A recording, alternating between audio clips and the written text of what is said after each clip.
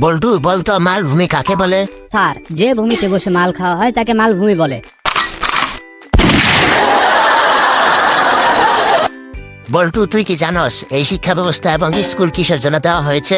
জানি না স্যার, কেন দেওয়া হয়েছে? কারণ আমরা সকলে সমাজে যেন মাথা উঁচু করে দাঁড়াতে পারি, আর সেই সাথে কেউ যেন মূর্খ বা গাধা না হয়।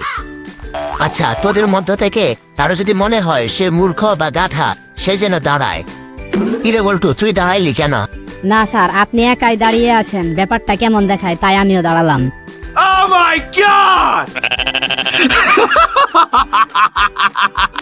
কিরে বল্টু, তোর ব্যাপারটা তো বুঝলাম না। তোরে যখনই দেখি তখনই তুই বেঞ্চের উপর মাথা দিয়ে ঘুমাইতেছস, কারণ কি? তুই স্কুলে কিসের জন্য আসস? স্যার, আমি স্কুলে শিক্ষার জন্য আসি। ভেরি গুড, তাহলে শিক্ষার জন্য আসলে তাহলে ঘুমাচ্ছিস কেন? কারণ স্যার, আজকে তো শিখা আর স্কুলে আসে নাই। Oh my god!